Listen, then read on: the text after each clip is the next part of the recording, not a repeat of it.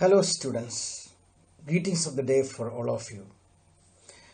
I hope you all are enjoying your life at home, enjoying the online mode of education, a new and novel experience, being away from the classroom experiences. Children, if you and I are asked to define life, how would we do it? What all things do we see in life? Life is full of attractions and curiosities. Life is a challenge. Life is full of ups and downs. In life there is risk. And life is a celebration. That is how we define life. But when we look in the depth of our life, we can find that all these things do not come singularly. Life consists of all those things. It's a celebration. It is full of challenges. There are risks in our life. There are enjoyments, ups and downs, everything we have in our life. That is what makes our life beautiful. If there are no challenges in our life will be meaningless. If there are no risks in our life would not be charming. If there are no entertainments and enjoyments, and life would not have its own taste. So life consists of everything, and we live through it. And if our life has become so hectic that a success overshadows the failures. That is the reality you and I experience in our life. Suppose if I ask a question to my children, have you ever taken a major risk in your life at any situations? Most of you say no, because your age is such that you have not reached a stage to take bigger risk in your life. You might have seen people who work in different walks of life. They risk their life, especially the journalists. Those who report from war zones, they risk their life. Different professionals, doctors, nurses, at this particular juncture, they are carrying out their profession, their duties, they risk their life. But when they save a life, they get the satisfaction. They forget about the risk. That's why everything in life has got a particular kind of charm. Why I say all those things? Today, children, we are going to learn about a lesson titled The Black Aeroplane by Frederick Fawcett, in which we come across a pilot who takes risks in his life. And he was very much courageous enough to take that risk. At last, he overcomes the difficulties he faced in the life, and he landed safely.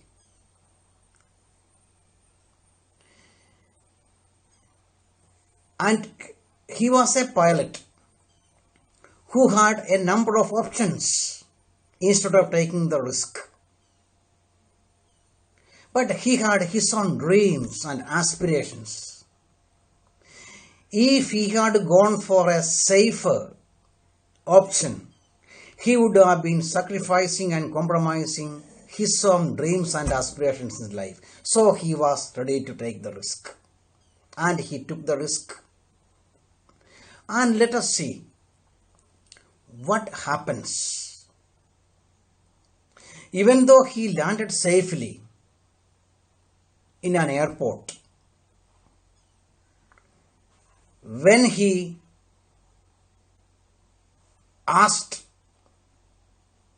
met with a lady in the control room, he asked certain questions, and the answers he got from her surprised him, and that offered him a number of unanswered questions. Now, children, let us try to answer those unanswered questions posed in front of him after landing safely in an airport. Children, The Black Aeroplane is a beautiful story written by Frederick Forsyth. He is born on 25th August 1938, Ashford, Kent, England. He is a British novelist. And he started his writing career in 1969 and still he is writing. And the genres he dealt with are crime fiction and thriller. And some of his famous works are The Day of the Jackal, The Odds of Fire, The Dogs of War, The Fourth Protocol, and The Fist of God. He also served in military for 2 years.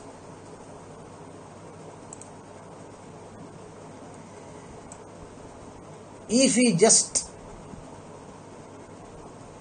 find the summary of the story Black Aeroplane is about a pilot who feels happy and contented to fly over a city that is sleeping at the night time. He is flying from Paris to London. While taking his flight, he dreams about the long holiday with his family. He also fantasizes about the sumptuous breakfast he would have upon landing.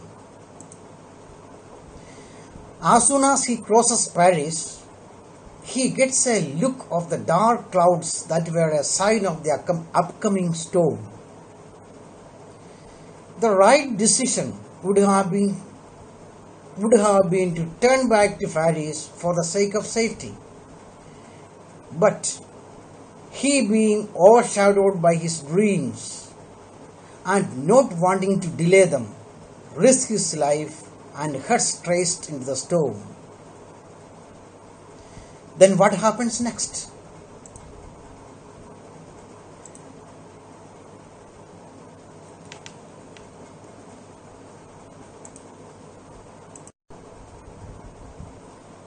That's a question that he had to find out the answers. And when all his hope was lost, he saw another aeroplane. And what was the role of that aeroplane?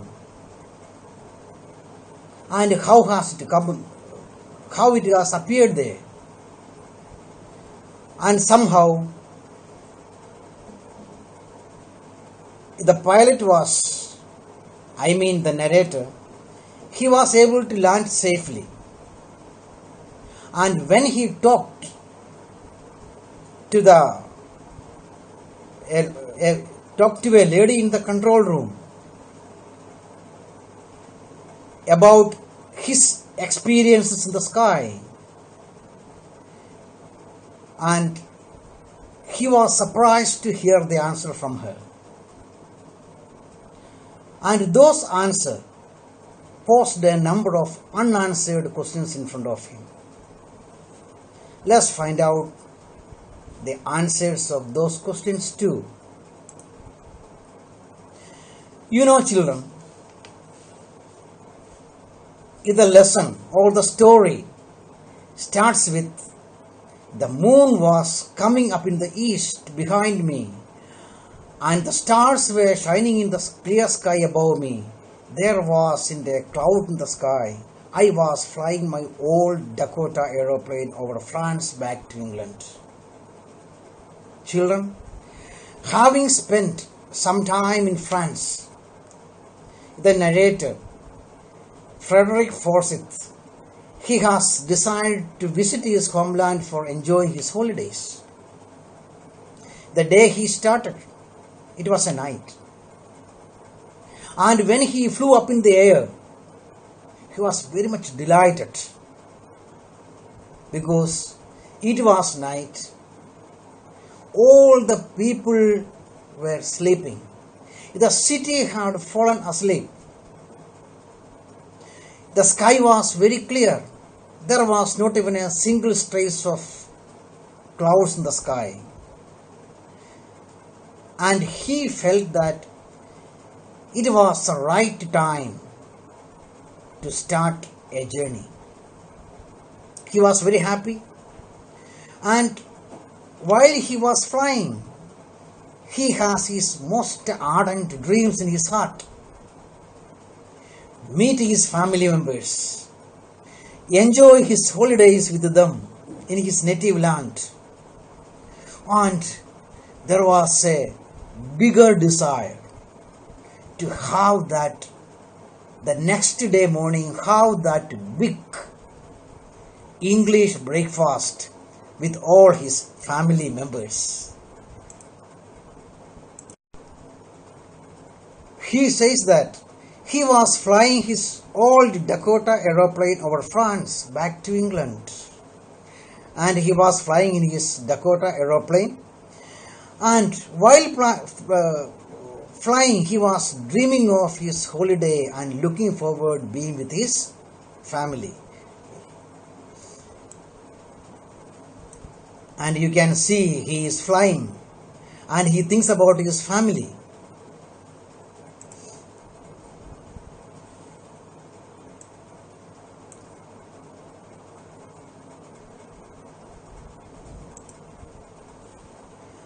I looked at my watch.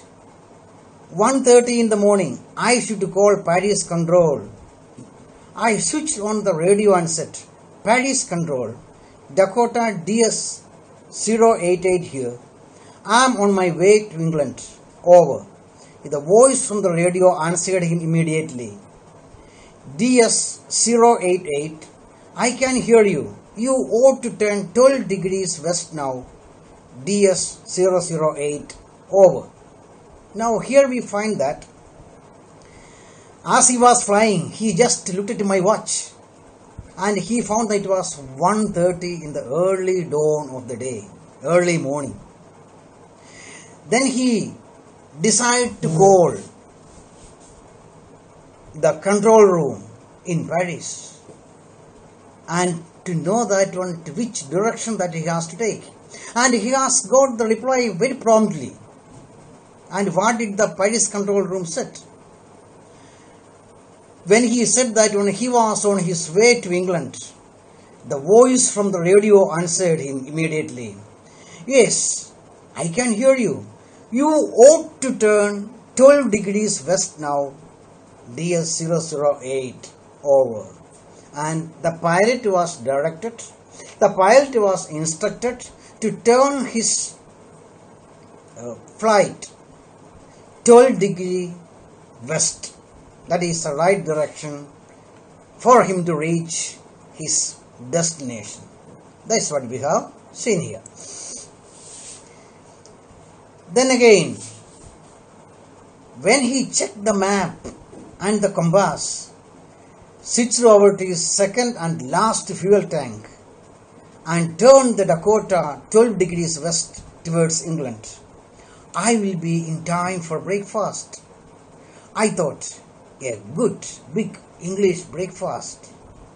See that? In each and every moment of his flight, his feelings soared up, dreaming about being with his family members and that a good, big English breakfast. So when he was given the direction, he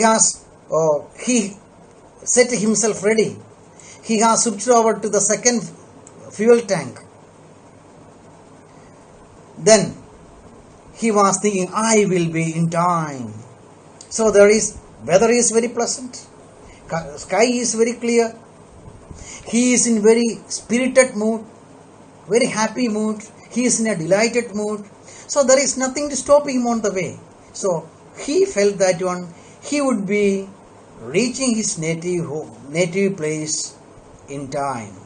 And he will be with his family members and he will have his breakfast with his family members.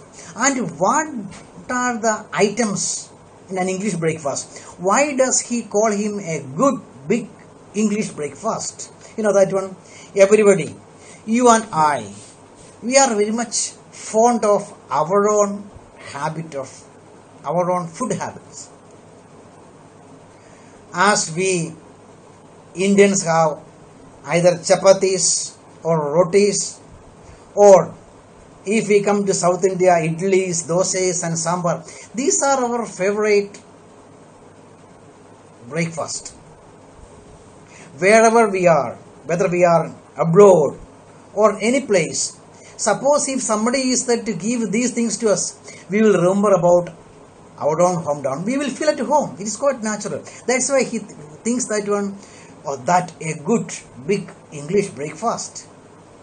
These are the feelings and dreams that keeps him going, that motivates him. That's what we can find. See what are the items in the breakfast. Bread toast are there, sausages are there, bullseye eggs are there, nuts, tomatoes, pulses, all those things consist their breakfast. Let's go further. Then Paris was about 150 kilometers behind me when I saw the clouds, storm clouds. They were huge. They looked like black mountains standing in front of me across the sky. I knew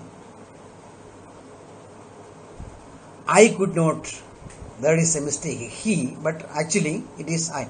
I knew I could not fly up and over them, and did not have enough fuel to fly around them to the north or south. I ought to go back to Paris, I thought. But I wanted to get home. I wanted that breakfast. Here, you see that he has already travelled 150 kilometers away from France.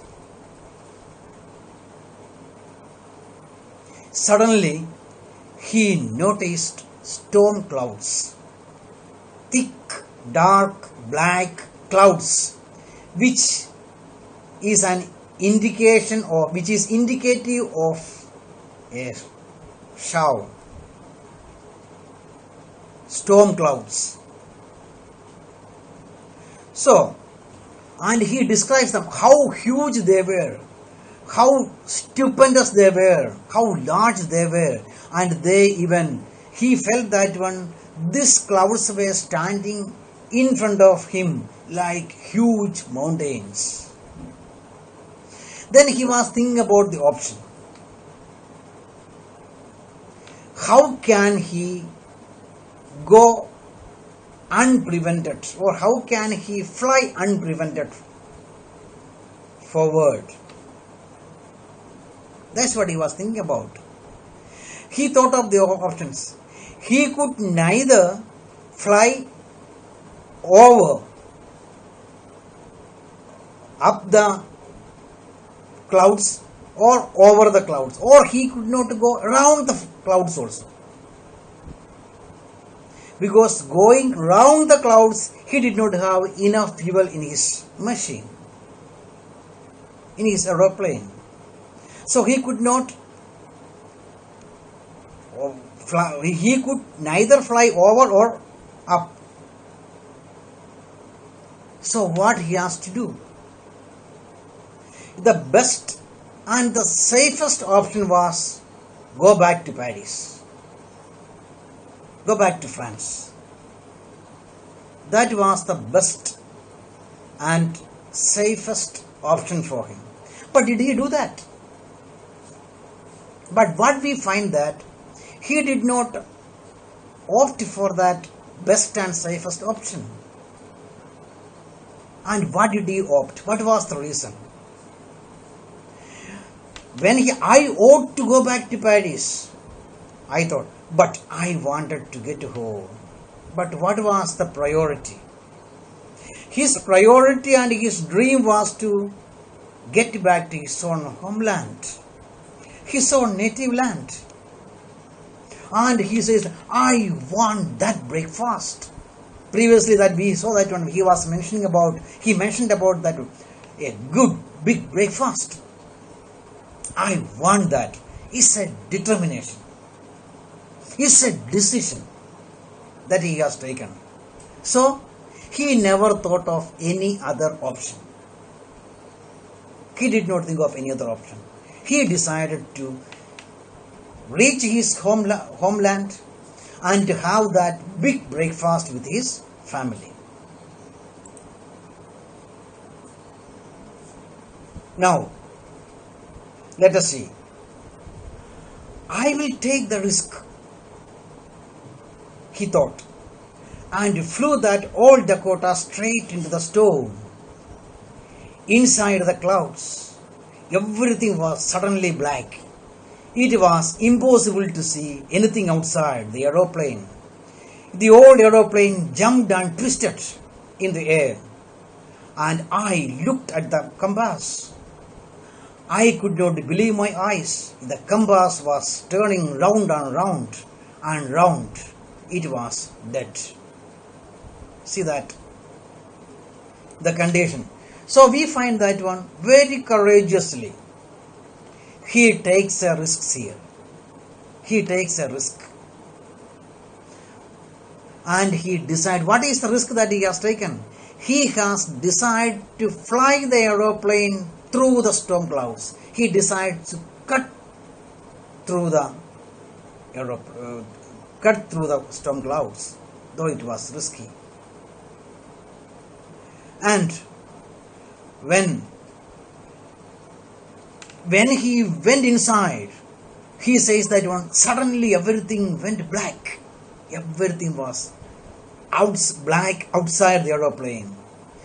The old aeroplane, the Dakota aeroplane, jumped, jerked, twisted in the air gutter, in the storm. That was his experience. He could not know the directions. So suddenly he looked into his compass. Then he found it was dead. It was what is called turning round and round and round. It was dead. No help. And he was in a particular juncture. Might he have been afraid, frightened, panicked with fear? Now let us see how his aeroplane straightly goes into the storm clouds. This is the image.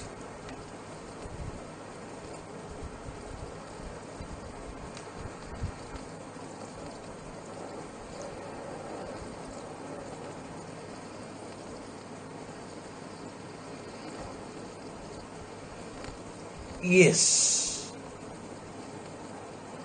See that how an aeroplane cutting through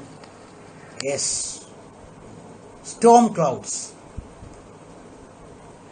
Now children, we have seen that the pilot has taken a decision, a very brave decision, and he has taken a risk. Thinking that I want to be with my family, I want that big breakfast. So he decided to cut through go inside the storm clouds, and he has gone. Then what happens? What happens next? You imagine. Come out with your own answers. The next part, what happens to him, that we will see in the next class. Okay, thank you. Have a nice day.